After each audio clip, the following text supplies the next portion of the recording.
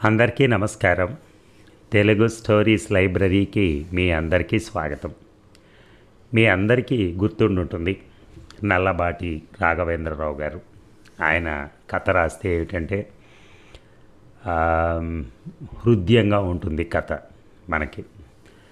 ఆయన రాసినటువంటి ఒక కథ, ఆయన రచించినటువంటి ఒక కథ పంచామృతంతో తడిచి ముద్దైన హృదయాలు. ఈ కథ త్వరలో ఒక సినిమాగా కూడా తీయబోతున్నారనేది ఇన్ఫర్మేషన్. ప్రముఖ నటులతో ఒక పెద్ద సంస్థ నిర్మాణంలో రాబోతోంది ఈ కథ. సో అందుకని ఈ కథని మనం అయినా సరే ఆయన మనకివ్వటం జరిగింది. రాఘవేంద్రరావు గారికి కృతజ్ఞతలు. మరి మనం ఆ కథలోకి వెళ్దామా? ఎలా ఉందో చూద్దాం. పంచామృతంతో తడిచి ముద్దైన హృదయాలు. రచన నల్లబాటి రాఘవేంద్రరావు గారు. మరి కథలోకి వెళ్దాం. హలో కృష్ణమూర్తి, నేను మీ నాన్నని. నేను ఈరోజు ప్రయాణం పెట్టేసుకున్నాను. రాత్రి 7 గంటలకి ట్రైన్ ఉందట. నువ్వు ఆఫీస్ నుంచి వచ్చేటప్పుడు ఉదయం నేను చెప్పిన వాటిని మర్చిపోకుండా పట్టుకునిరా, గుర్తుందా?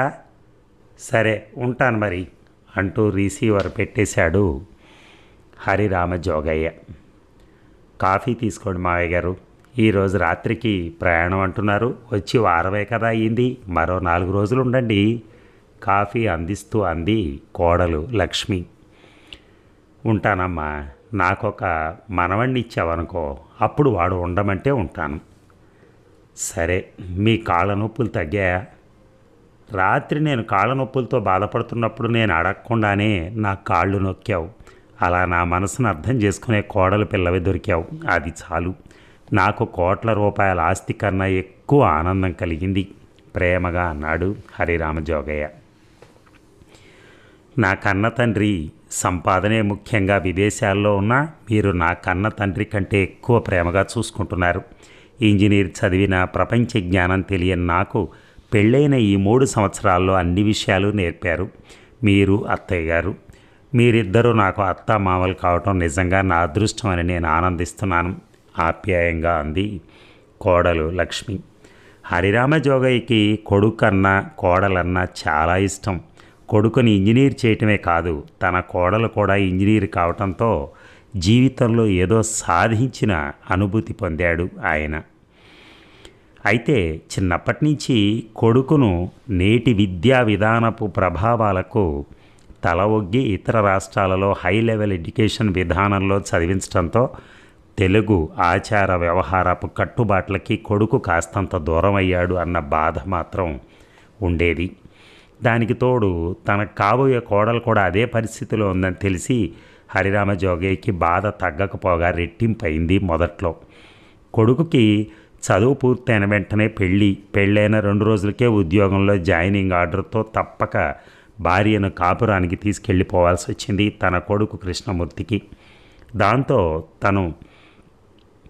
తమ సంప్రదాయ పద్ధతులు అంతగా తెలియని ఆ నూతన దంపతులు ఇద్దరూ ఎలా జీవితయాత్ర సాగిస్తున్నారో అని హరిరామ జోగయ్య అతని భార్య సుమిత్ర తెగ ఆతృతపడేవారు.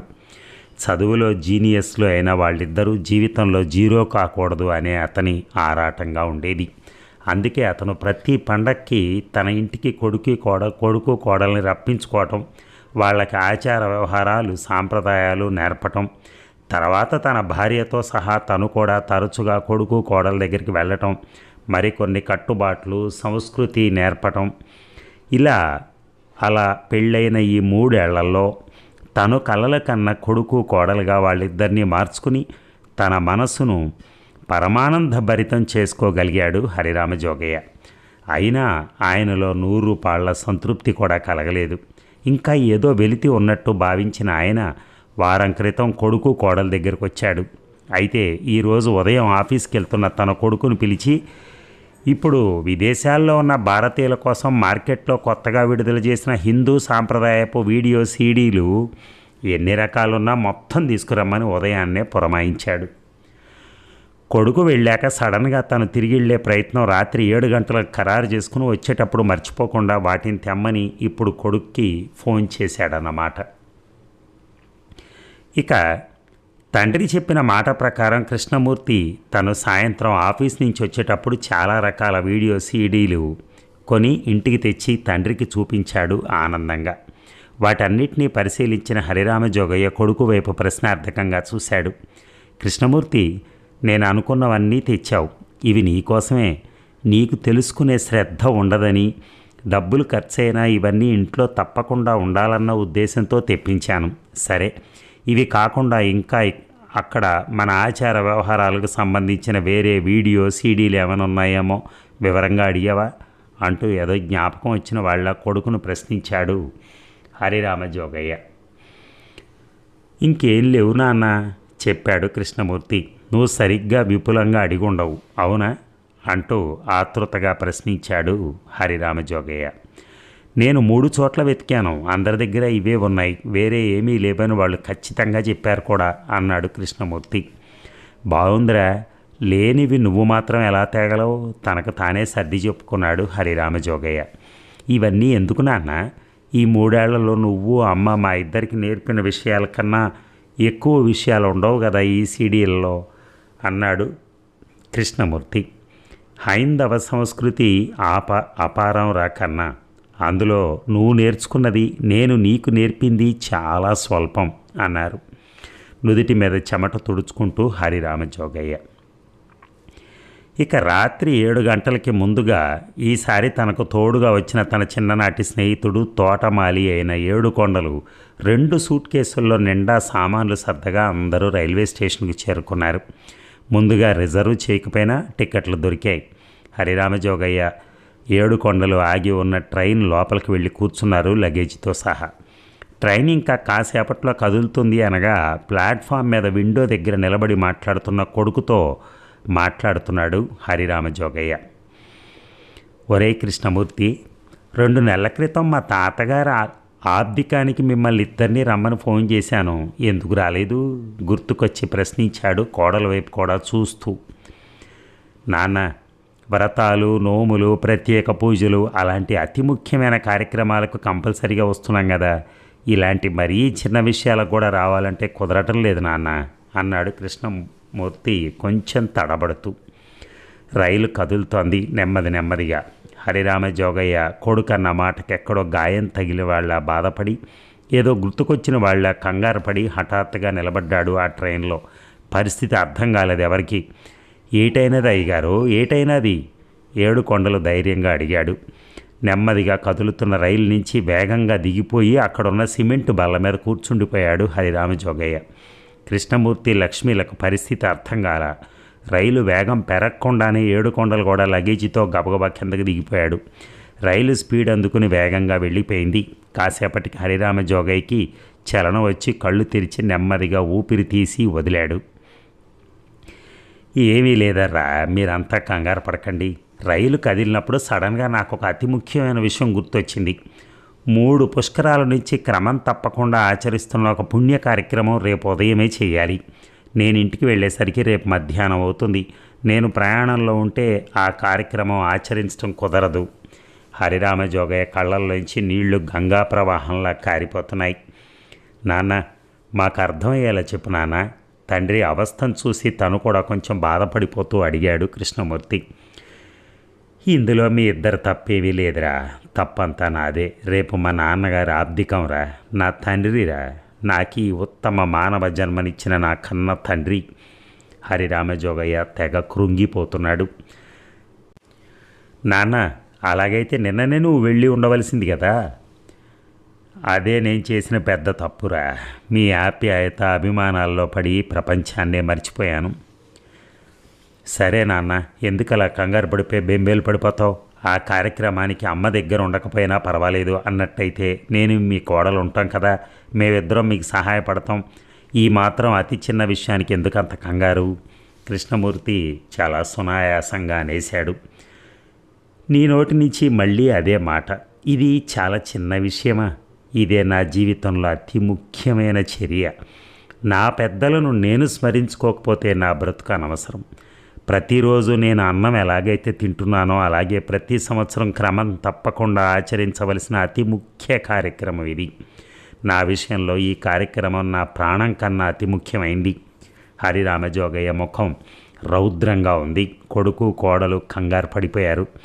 నాన్న, వీలు కానప్పుడు ఆ కార్యక్రమం ఎక్కడ చేసినా తప్పు లేదేమో, కొంచెం ఆలోచించు బెదురుగా అన్నాడు కృష్ణమూర్తి. మావయ్య గారు, మా వల్ల అయ్యే పని మాకు చెప్పండి, మీరు చెప్పినట్టు చేస్తాం, చేతులు కట్టుకుని మరీ చేస్తాం వినయంగా అంది కోడలు లక్ష్మి. ఇది చేతులు కట్టుకుని చేసేది కాదమ్మా, హృదయం కట్టుకుని చేయాలి, మీకంత అనుభవం లేదు కదా అన్నాడు ఆయన. నాన్న, ఇందులో ఏముంది, ఇంటికి వెళ్ళాక ఏమేం తేవాలో, ఎవరెవరిని పిలవాలో, ఎలా చేయాలో మీరే చెప్పండి. నేను లక్ష్మి పుస్తకంలో మీరు చెప్పింది వివరంగా రాసుకుని ఏర్పాట్లన్నీ చేస్తాం. ఈ రాత్రి ఇంకా సమయం ఉంది కదా, రేపటి మీ అవసరాలకు కావాల్సిన అన్నీ ఇప్పుడే తెచ్చేస్తాను, మిగిలినవి ఏమైనా ఉంటే రేపు ఉదయం వెళ్తాను. పైగా రేపు నాకు ఆదివారం కూడా కదా, మీ దగ్గరే ఉంటాను అన్నాడు తండ్రిని ఒప్పిస్తూ కృష్ణమూర్తి. నీకు సెలవొచ్చిన మాట వాస్తవమే కానీ ఇది మీ వల్ల కాదు. ఇది అసాధారణమైన కార్యక్రమం. ఇది సాధారణ కార్యక్రమం కాదు. నా నమ్మకాలకి మీరిద్దరూ తట్టుకోలేరు. హిందూ సాంప్రదాయపు ఆ నమ్మకాలను గౌరవించడం మా విధి కదా అన్నాడు కృష్ణమూర్తి. రండి మావయ్య గారు అంది లక్ష్మి ప్రేమగా. వస్తానమ్మా. అయితే ఈ విషయంలో ఏమాత్రం తేడా లోటుపాట్లు జరిగినవా అగ్గి మీద కాలు వేసిన సింహంలాగా ప్రవర్తిస్తాను, అరుస్తాను, తిడతాను. ఈ కార్యక్రమం విషయంలో నేను ఇంటి దగ్గర మీ అత్తయ్య దగ్గర కూడా అలాగే ప్రవర్తిస్తూ ఉంటాను. చిరాకులు, బాధపట్టాలు, ఏడవటాలు ఉండకూడదు. శ్రద్ధగా, సంతోషంగా, ఏకాగ్రతతో ఈ ఏర్పాట్లన్నీ చేయాలి. అలాగని నాకు మాట ఇవ్వగలవా? ఆలోచించుకుని చెప్పండి. అనవసరంగా చెయ్యలేని కార్యక్రమం నెత్తి మీద పెట్టుకోవద్దు నిష్కర్షగా చెప్పాడు హరిరామజోగయ్య. మీరు అన్నదగ్గవారు. మీరు వెనక్కొచ్చి రేపు మీ నాన్నగారి కార్యక్రమం పూర్తి చేస్తే మాకు చాలా ఆనందంగా ఉంటుంది. రండి మావయ్య గారు ప్రేమగా మామగారి చేయి పట్టుకుంది లక్ష్మి. నీకు మాటిస్తున్నాను నాన్న. కృష్ణమూర్తి తను కూడా తండ్రి చేతులు పట్టుకుని ప్రేమగా అన్నాడు. ఏడుకొండలు లగేజీ పట్టుకోగా అందరూ స్టేషన్ బయటకు వచ్చి ఆటో ఎక్కి ఇంటికి వచ్చేశారు. హరిరామజోగయ్య వాళ్ళు కుర్చీలో కూర్చుని తన పక్కన నిలబడున్న కొడుకు కోడలికి చెప్పడం మొదలెట్టాడు. ఆ రాత్రి కృష్ణమూర్తి, ఈ విషయంలో ప్రతి పైసా నా జేబులోదే ఖర్చు పెట్టాలి. చివరికి నువ్వు వెళ్ళే బండిలో పెట్రోల్ ఖర్చు కూడా నాదే. అలాగైతేనే నాకు ఫలితం దక్కుతుందని నా నమ్మకం. ఇక మీరిద్దరూ జాగ్రత్తగా వినండి. ఇది నాకు, నా తండ్రికి సంబంధించిన కార్యక్రమం. ఏమేం కావాలో మీకు వివరంగా చెప్పి అవి తెప్పించుకునే ముందు అసలు ఆబ్దికం అంటే ఏమిటో మీకు తెలియాలి కదా. ఏమీ తెలియకుండా చేసే పనుల మీద ఏకాగ్రత ఉండదు. ఆ విధంగా చేసిన ఫలితం శూన్యం అవుతుంది. అందుకని శ్రద్ధగా వింటూ రాసుకోండి. మధ్యలో నేను తిరిగి ఏదైనా ప్రశ్న వేస్తే దానికి మీరు సమాధానం తడుముకోకుండా చెప్పగలగాలి. లేకుంటే మీరు నన్ను అపహాస్యం చేసినట్టే. హరిరామజోగయ్య వాలు కుర్చీలో కూర్చుని తన పక్కనే నిలబడున్న కొడుకు కోడలకి చెప్పటం మొదలుపెట్టాడు. ఆ రాత్రి కృష్ణమూర్తి, ఈ విషయంలో ప్రతి పైసా నా జేబులోదే ఖర్చు పెట్టాలి. చివరికి నువ్వు వెళ్ళే బండిలో పెట్రోల్ ఖర్చు కూడా నాదే. అలాగైతేనే నాకు ఫలితం దక్కుతుందని నా నమ్మకం. ఇక మీరిద్దరూ జాగ్రత్తగా వినండి. ఇవి నాకు, నా తండ్రికి సంబంధించిన కార్యక్రమం. ఏమేమి కావాలో మీకు వివరంగా చెప్పి అవి తెప్పించుకునే ముందు అసలు ఆర్థికం అంటే ఏమిటో మీకు తెలియాలి కదా. ఏవీ తెలియకుండా చేసే పనుల మీద ఏకాగ్రత ఉండదు. ఆ విధంగా చేసిన ఫలితం శూన్యం అవుతుంది. అందుకని శ్రద్ధగా వింటూ రాసుకోండి. మధ్యలో నేను తిరిగి ఏదైనా ప్రశ్న వేస్తే దానికి మీరు సమాధానం తడుముకోకుండా చెప్పగలగాలి. లేకుంటే మీరు నన్ను అపహాస్యం చేసినట్టే. ఎవరైనా చనిపోయిన తర్వాత ఆ చనిపోయిన సమయాన్ని గుర్తుపెట్టుకుని తర్వాతి సంవత్సరం నుంచి ప్రతి సంవత్సరం అంటే అదే నెలలో అదే తిథి నాడు చేసే కార్యక్రమం ఇది. అంటే మా నాన్నగారు ఏ నెలలో ఏ తిథి నాడు ప్రాణం వదిలిపెట్టారో అదే నెల తిథి వచ్చిన ప్రతి సంవత్సరం చేస్తానన్నమాట నేను. ఈ ఆబ్దికం మనం ఎంత ఖర్చు పెట్టి చేసామన్నది కాదు ఇక్కడ విషయం. మనం ఎంత శ్రద్ధగా చేస్తున్నామన్నది ముఖ్యం. ఊబి లాంటి సమస్యలలో చిక్కుకుపోయిన మనకి ఇలా ఒక్కసారి చనిపోయిన వాళ్ళని గుర్తుకు తెచ్చుకునే మహోన్నతమైన రోజు అన్నమాట ఇది. కృష్ణమూర్తి కంప్యూటరో లేక కరివేపాకో చదివేసి గోల్డ్ మెడల్స్ సాధించి కార్లు, మేడలు, బంగారాలు పోగు పెట్టుకోవడం ఘనకార్యం అనుకుంటున్నావేమో. ఏమీ కాదు. దానితో పాటు హైందవ సంస్కృతి సాంప్రదాయాలు క్షుణ్ణంగా తెలుసుకుని ఆచరిస్తేనే జీవితంలో 100 మార్కులతో ఉత్తీర్ణులైనట్టు. గోల్డ్ మెడల్ మించిన జీవితం మెడల్ సాధించినట్టు. వాళ్లే పరిపూర్ణ మానవులు, నిండు చందమామల్లా ప్రకాశిస్తారు. అర్థమైందా? ఇంకా విను.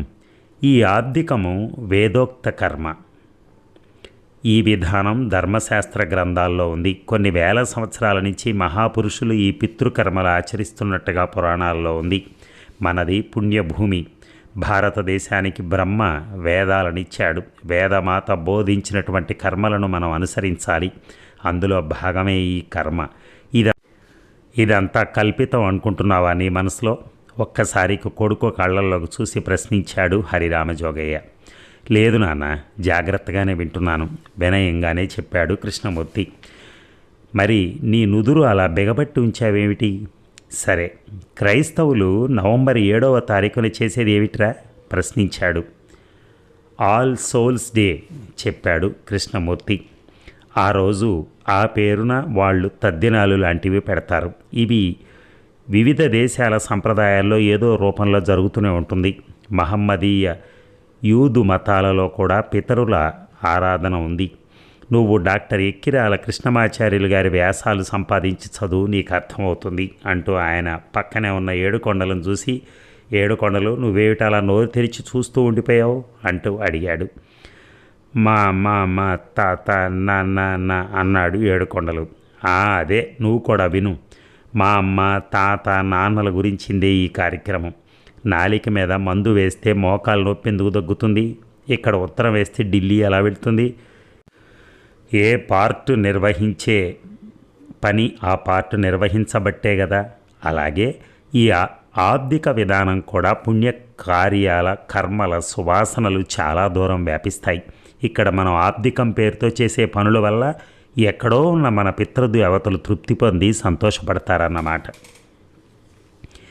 ఆ బలంతో వాళ్ళు మనం కోరే కోరికలన్నీ ఇచ్చే శక్తి పొందుతారు. మనం ఉత్తమ కర్మలు ఆచరిస్తే మన పితృదేవతలకు ఉత్తమ గతులు ఏర్పడి సంతోషంతో మళ్ళీ మన కుటుంబంలోనే పుట్టాలని భావించి పుడతారు. అలా పుట్టటానికి వాళ్లకు శక్తి ఏర్పడుతుందన్నమాట అంటూ 7 కొండలతో అని మళ్ళీ కొడుకు వైపు చూసి, సరే కృష్ణమూర్తి, ఇలా చూడు.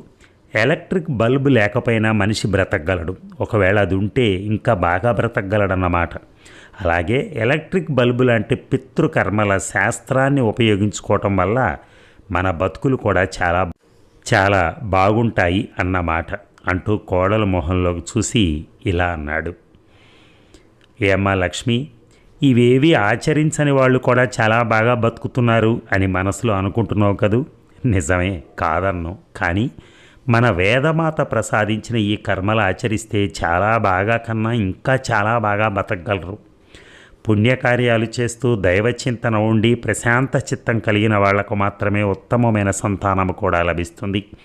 మూర్ఖులకు ఉత్తములు పుట్టడం అరుదు తల్లి. నువ్వు కూరలో అన్ని మసాలాలు వేసి వండావనుకో, సూపర్గా ఉంటుంది. ఒక్క కారమే బాగా వేసి వండావనుకో, ఆ కూర కారం కారంగానే ఉంటుంది, మధురంగా మాత్రం ఉండదు. అది కూర, ఇది కూరే. అలాగే ఉత్తములకు పుట్టిన బిడ్డలున్నారు చూశావు, వాళ్ళు మహా ఘనకార్యాలు చేయగలరు. అంటే కంప్యూటర్ లాంటివి కనిపెట్టగలరు, దేశాన్ని అన్ని రంగాల్లో సస్యశ్యామలంగా ఉంచగలరు. వాళ్ళంతా మనుషులే, కానీ మామూలు మనుషులు మాత్రం కాదన్నమాట. అర్థమైందా?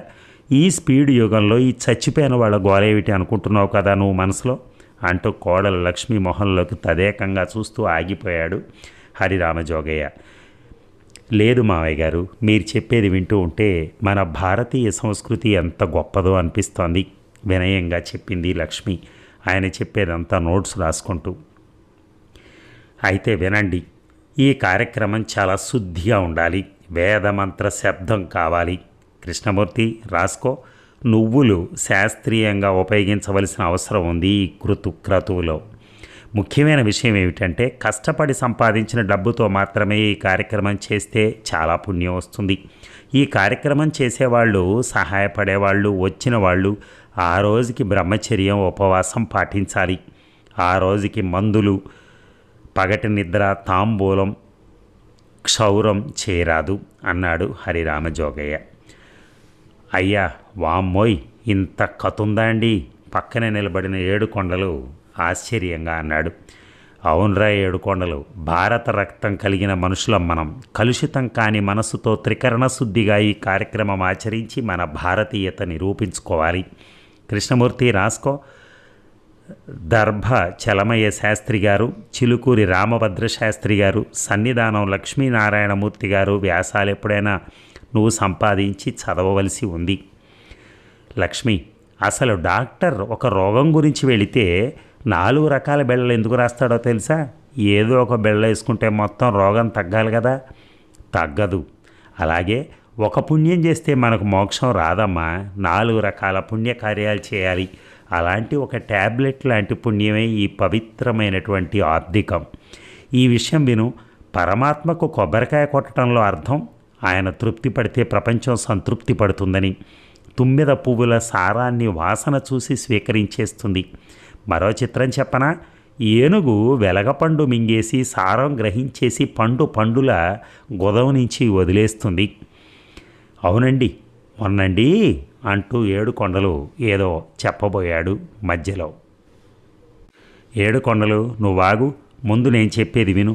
అలాగే పితృదేవతలు కూడా మనం పెట్టిన అన్నాన్ని ఆ సమయంలో భోంచేసేవాడిని ఆవహించి మనకు కనపడకుండానే అతని ద్వారా స్వీకరిస్తారన్నమాట.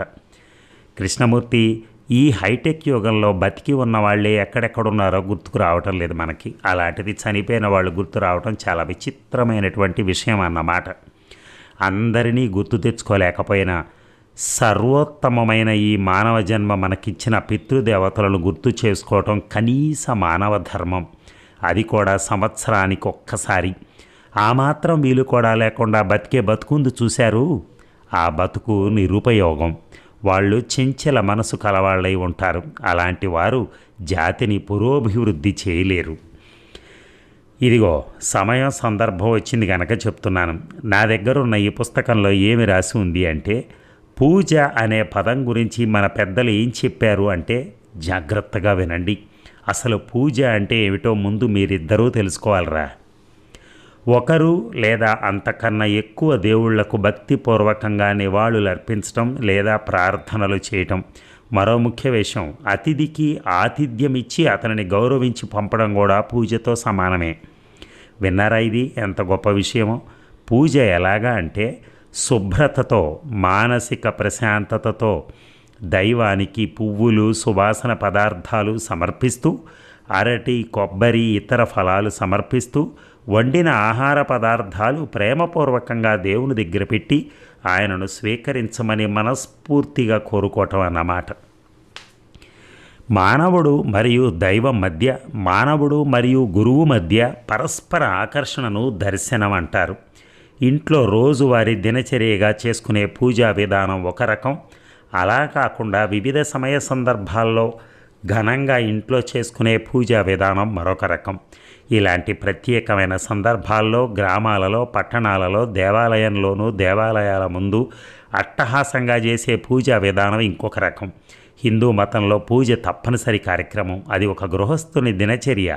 మన హిందూ సాంప్రదాయంలో గృహిణులు కూడా పూజను కడు భక్తి శ్రద్ధలతో ఆచరించటం అనాది ఆచారం. మీకు తెలుసు కదా, సంక్రాంతి, ఉగాది, శ్రీరామనవమి, మహాశివరాత్రి, వినాయక చవితి, దసరా ఉత్సవాలు, దీపావళి, సుబ్రహ్మణ్య షష్ఠి, ముక్కోటి ఏకాదశి, అలా చాలా పండుగలు మన భారతీయులకు చాలా ముఖ్యమైనవి. పూజల్లో ఉపయోగించే వివిధ వస్తు సామాగ్రి గురించి, నైవేద్యాల గురించి గతంలో మీకు నేను చాలాసార్లు చెప్పాను కదా. అన్నీ మీకు బాగా గుర్తున్నట్టే కదా. ఉపవాసం అంటే ఏమిటి? ఉపవాసం ఎందుకు ఉండాలి అసలు? దానికి సంబంధించిన నీతి నియమే విషయాలు ఏమిటి అన్న సంగతులు మరొక్కసారి మీకు ప్రశాంతంగా మీకు వివరిస్తాను. సరే, రేపటి కార్యక్రమ ప్రారంభానికి వైదిక బ్రాహ్మణులు రావాలి. వచ్చేటప్పుడు కావాల్సిన సామాగ్రి కొంత వాళ్ళు తెచ్చుకుంటారు. వాళ్ళు వచ్చాక జరిగే కార్యక్రమాలు వాళ్లే చూసుకుంటారు. మనం వాళ్ళు అడిగిన మిగిలిన సామాగ్రి ఇచ్చి వాళ్ళు చెప్పినట్టు విని ఆచరించడమే. ఇక బయట నుంచి ఏమేం తేవాలో రాసుకోండి. నెయ్యి, దర్భలు, దీపారాధన సామాగ్రి, అరటి ఆకులు, నువ్వులు, అన్ని రకాల వంటలకు సామాగ్రి అంటే 4 పచ్చళ్ళు, 4 రకాల కూరలకు కావాల్సినవి, ఇంకా మంచి బియ్యం, గారెలకు కావలసిన శుద్ధమైన పప్పు, ఉద్దరణిలు, పాత్ర దానానికి, వస్త్రదానానికి కావలసిన ఏర్పాట్లు. 3 బ్రాహ్మణులు మాట్లాడి ఉంచాలి. ఒకరు భగవంతుని స్వరూపం, ఒకరు పితృస్వరూపం, వేరొకరు మంత్రం చెప్పడానికి. అలా అలా హరిరామజోగయ్య కృష్ణమూర్తికి ఇంకా చాలా విషయాలు వివరంగా నోట్స్ రాసుకునేలా చెప్పి ఆ ఏర్పాట్లన్నీ ఆ రాత్రికి పూర్తి చేయమని కృష్ణమూర్తిని పంపించాడు. కృష్ణమూర్తి తన హీరో హోండా మీద బయటికి వెళ్ళగా కోడలు లక్ష్మిని పిలిచి దగ్గర కూర్చోబెట్టుకుని ఇల్లు శుచి శుభ్రతగా ఎందుకు ఉండాలో, ఏ ఏ వంటకాలు వండాలో శాస్త్రరీత్యా సైన్స్ రీత్యా వాటి ఆవశ్యకత ఇంకా చాలా చాలా విషయాలు రాసుకునేలా చెప్పాడు. ఆ రాత్రి నిద్ర లేకుండా కొన్ని పనులు చేసింది లక్ష్మి. ప్రశాంతంగా తెల్లవారింది. శిరస్నానం పితృకార్యానికి ముఖ్యం. దీంతో పాపం అంటుకున్న మనిషి పునీతుడవుతాడు, మనసు సంస్కరింపబడిన వాడవుతాడు. అలాంటి వ్యక్తికి భగవంతుని మీద, పితృదేవతల మీద మనస్సు నిమగ్నం చేసే శక్తి ఏర్పడుతుంది అంటూ హరిరామజోగయ్య తను తలస్నానం ఆచరించి మిగిలిన వారి చేత కూడా ఆచరింపజేశాడు. ఆ తర్వాత ఎవరి పనుల్లో వాళ్ళు మునిగిపోయారు. ఒరే కృష్ణమూర్తి, రాత్రి అల్లం తెచ్చావా అడిగాడు. లేదు నాన్న. మరి అల్లం పచ్చడి చేయొద్దా కోపంగా ప్రశ్నించాడు హరిరామజోగయ్య. అల్లం పచ్చడి బదులు ఇంట్లో ఆవకాయ పచ్చడి ఉంది కదా, లేకపోతే చింతకాయ పచ్చడి. అయినా లిస్టులో మీరు చెప్పలేదు. వెళ్దామంటే మార్కెట్ ఏమో బాగా దూరం నసుగుతూ అన్నాడు కృష్ణమూర్తి. రాత్రి నుంచి చూస్తున్నానురా, నీకు నిజంగా చేయాలని లేదు, ఏదో మొక్కుబడికి చేస్తున్నావు. నన్ను బలవంతంగా రప్పించి నువ్వు సహాయపడేది ఇదే. మార్కెట్ వెళ్ళినప్పుడు అక్కడ పెద్దలు ఎవరైనా కనిపిస్తే ఈ కార్యక్రమానికి ఏ పచ్చళ్ళు చేస్తారని వాళ్ళని అడిగి ఏడవాలి, లేదా నువ్వు ఏర్పాటు చేసిన బ్రాహ్మణులైనా అడగాలి కదా. నువ్వు ఎంతవరకు దృష్టి పెట్టుకుని బాధ్యతగా ఈ కార్యక్రమంలో సహాయపడతావో చూద్దామని నేనే రాత్రి నీకు అల్లం తెమ్మని చెప్పడం మానేశాను. నీకు బడిలో మాస్టారు ఆవు పాలిస్తుంది అని మాత్రమే చెప్తారు. పాలిస్తుంది కదా అని నువ్వు పొదుగు కింద గిన్నె పెడితే సరిపోదు. అది పట్టుకుని పాలు కోసం ప్రయత్నం చేయాలి. అప్పుడే పాలు కారుతాయి. ఆ విషయం ఆయన చెప్పరు, మనమే తెలుసుకోవాలి. దీనినే ప్రపంచ జ్ఞానం, శాస్త్ర పరిజ్ఞానం అంటారు. ఆ జ్ఞానం ఏమాత్రం లేని మూర్ఖుల్లా ప్రవర్తిస్తున్నావు నువ్వు ఇప్పుడు. తిడుతున్నానని ఆ చూపేమిట్రా? మా నాన్నగారికి ఏమన్నా లోటు జరిగితే నాకు బాధ వేయదా? 4 ఇడ్లీలు పెడితే అల్లం పచ్చడి దాని బరువుతో సరిపోయేంత ఉండాలి ఆయనకి. అదంటే అంత ఇష్టం. అలాంటిది ఇలా చేస్తే మా నాన్నగారు ఆనందించరు. ఈ భారం నీ మీద పెట్టినందుకు నన్ను తిట్టిపోస్తారు. కలలో కనపడి శాస్త్రమా చచ్చుబండ అన్నట్టు ఆ నిలబట్టం ఏమిట్రా? శాస్త్రం మాట ఎలా ఉన్నా అసలు అల్లం పచ్చడి ఉపయోగం ఏమిటో నీ ఇంజనీరింగ్ బుర్రతో ఆలోచిస్తే నీకే అర్థమై ఏడుస్తుంది. దీన్నే మట్టి బుర్ర అంటారు. చిచి, రాత్రి ఆ రైలు కింద పడి చేస్తే మీ ఇద్దరికీ ఏ బాధ లేకుండా పోను. హరిరామజోగయ్య చిందులు వేసే శివంగిలా తాడెత్తును లేచి కొడుకు మీద ఉరిమాడు. దీనికి అంత మాట ఎందుకు నాన్న, ఇప్పుడే వెళ్ళి తెచ్చేస్తాగా అంటూ కృష్ణమూర్తి పరుగులాంటి నడకతో బయటికి వెళ్ళిపోయాడు. ఇక వెంటనే వంటింట్లోకి వెళ్ళాడు హరిరామజోగయ్య. అక్కడ వాతావరణం చూసి లక్ష్మి అంటూ అరిచాడు గట్టిగా. ఆ శబ్దానికి మూసుకున్న వంటింటి కిటికీ తలుపులు తెరుచుకున్నాయి. భయపడిపోయింది లక్ష్మి. మావయ్య గారు రండి, నేను చాలా జాగ్రత్తగా మీరు చెప్పినట్టు అన్నీ చేస్తున్నాను అంది వినయంగా. చాలించు నీ నటన, అభినయం చాలా బాగా చేస్తున్నావు. గారెలు మూకుళ్ళో వేసి నువ్వు బొటనవేలుతో నేల మీద ఎందుకు రాస్తున్నావు? అది ఏదో చెప్పబోతూ ఆగింది ఆమె. అబద్ధం ఇక్కడ అతుక్కోదు. ఈ మాయదారి ముసలోడు త్వరగా వెళ్ళిపోతే బాగుండు. సాయంత్రం టీవీలో 252వ ఎపిసోడ్ చూడొచ్చు అన్నట్టు ఆలోచిస్తున్నట్టుంది నీ ప్రవర్తన. నిజమేనా? గర్జిస్తూ అడిగాడు హరిరామజోగయ్య. మావయ్య గారు క్షమించండి, నేను అలా ఆలోచించడం లేదు అంది లక్ష్మి భయపడుతూ. అబద్ధం. నీ మనసు చేసే పని మీద లగ్నం చేస్తే కాలికి వేలికి పని ఏర్పడదు. అది కరువైంది నీలో. నా పితృదేవతల విషయంలో నువ్వు సహాయపడే పద్ధతి నాకు నచ్చలేదు. నువ్వు మాట తప్పుతున్నావు. నిన్ను నమ్మి రావటం నేను చేసిన పెద్ద తప్పు. రాత్రి ఆ ట్రైన్ కింద పడి చస్తే. హరిరామ జోగయ్య అలా అంటూ ఉండగా లక్ష్మి చాలా బాధపడిపోయింది.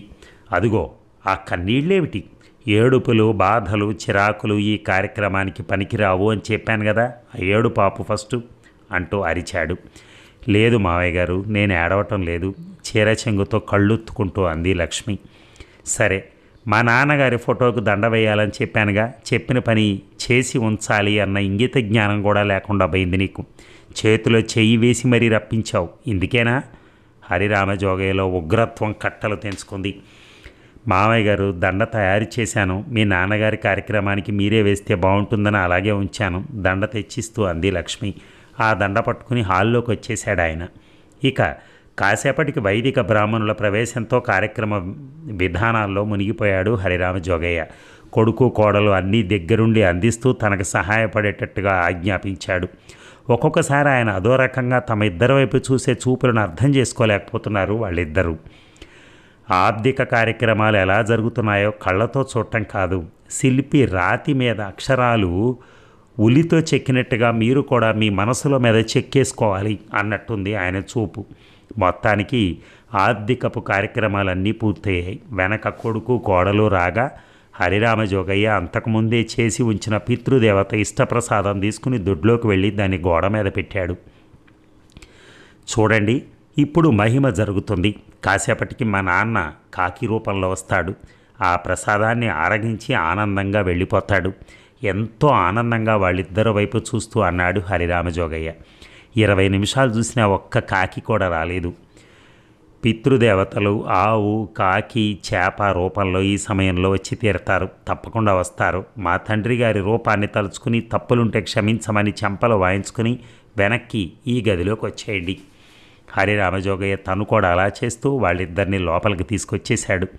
మరొక 20 నిమిషాలు గడిచినా కాకి రాలేదు. 7 కొండలు కావు కావు అని ఎంత అరిచినా పని జరగలేదు. నిన్న ఈ దొడ్లో అన్నీ కాకులే, ఈరోజు ఒక్క కాకి కూడా రాలేదంటే దాని అర్థం ఏమిటి? మీరు నిన్న రాత్రి నుంచి చేస్తున్న పనుల్లో అందించిన సహాయంలో ఎక్కడో అపశృతి జరిగింది. చిచ్చి! కొడుకు కోడల వైపు చూసి భయంకరంగా అరిచాడు హరిరామ జోగయ్య. హడలిపోయారు కొడుకు కోడలు. ఒరే 7 కొండలు, ఈ ఆర్థికం చాలా చిన్న విషయమని వీళ్ళిద్దరి అభిప్రాయం. భక్తి శ్రద్ధలు లేకుండా చేశారని ఇప్పుడు అర్థమైందిరా. నేను చెప్పిన పాఠం పరీక్షల్లో రాయకుండా వీళ్ళు ఇష్టం వచ్చిన జవాబు రాస్తే ఇదిగో ఇలాగే పరీక్ష తగలబడుతుంది. నాకు బుద్ధి వచ్చేసిందిరా. ఈ ఇంట్లోకి నా తండ్రి రావటానికి ఇష్టపడటం లేదని అర్థమైంది. ఆయనకు చోటు లేని ఇంట్లో నేను ఒక్క నిమిషం ఉండలేను అంటూ చెరచెర బయటికి వెళ్ళిపోయి రోడ్డెక్కాడు హరిరామ జోగయ్య. చేసేది లేక లగేజీ పట్టుకుని పరుగు పరుగున గబగబా ఆయన అనుసరించాడు 7 కొండలు. కృష్ణమూర్తి, లక్ష్మిలు జీవితంలో మర్చిపోలేని విధంగా జరిగిన ఆ సంఘటనను గుర్తు చేసుకుంటూ జరిగిన తప్పేమిటో ఒకరికొకరు చెప్పుకుంటూ తలలు బాదుకుంటూ ఏడ్చేశారు. ఇక ట్రైన్ వెళ్ళటానికి ఇంకా టైం ఉంది. ట్రైన్ లోపల కూర్చున్న హరిరామజోగయ్య ఏదో గుర్తు తెచ్చుకుంటూ తనలో తానే నవ్వుకుంటున్నాడు.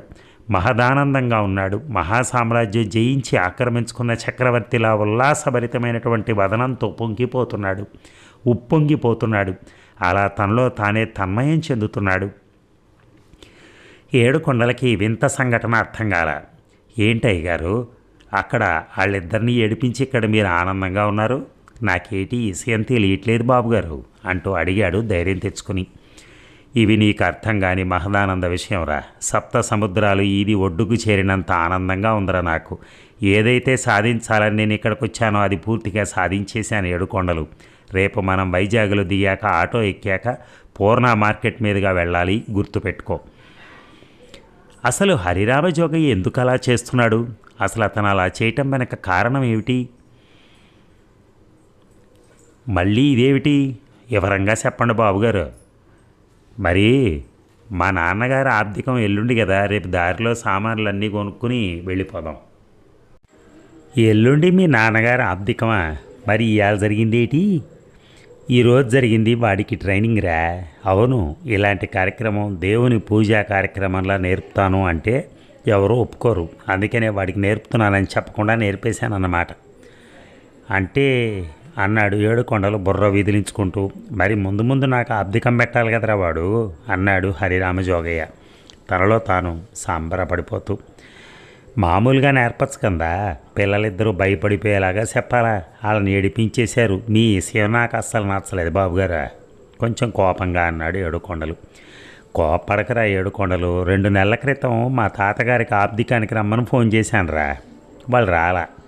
నెల క్రితం పోని రాబోయే మా నాన్నగారు ఆబ్దికానికి వస్తారా అని ఇంకోసారి కూడా ఫోన్ చేశాను. వాడు ఏం జవాబు ఇచ్చాడో తెలుసా? ఆర్థికం లాంటి చిన్న విషయాలకు రావటం కుదరదు, అయినా ప్రయత్నిస్తానంటూ అన్నాడు. అసలు ఆర్థికం అంటే ఏమిటో వాళ్ళు కూడా తెలుసుకోవాలి కదా, ప్రత్యక్షంగా చూడాలి కదా. పోనీ సీడీల రూపంలో ఆ విధానం ఎక్కడైనా దొరుకుతుందేమోనని అది చూసి అయినా వాళ్ళు నేర్చుకుంటారేమో ప్రయత్నించాను, కానీ సీడీలు దొరికాయి, కానీ ఈ సీడీ దొరకలేదురా. అందుకే నేనే వాళ్ళకి ట్రైనింగ్ ఇచ్చానన్నమాట. తప్పంటావా? నీకు తప్పుగా అనిపిస్తే నువ్వు మాస్టర్లా నన్ను దండించరా, ఏమనుకోను.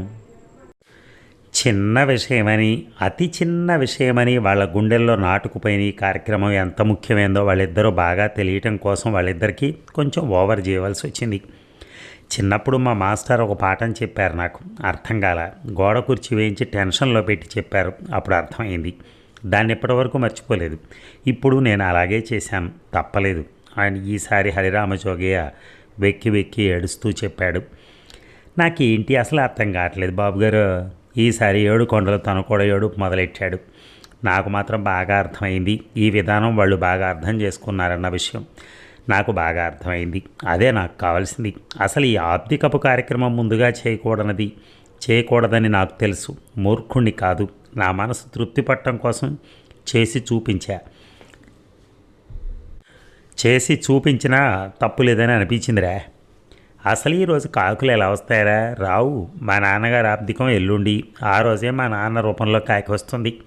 ఆ రోజు నేను పెట్టే మహాప్రసాదాన్ని ఆరగించి ఆనందంగా నా వైపు చూసి కళ్ళతోనే చల్లగా ఉండమని దీవించి వెళ్ళిపోతుంది. వాళ్ళిద్దరికీ దెయ్యాలు, దేవుడు, శాస్త్రం, నమ్మకం అంటూ ఏదేదో చెప్పి మాయ చేసేయాలని నేను ఇప్పుడు రాలా.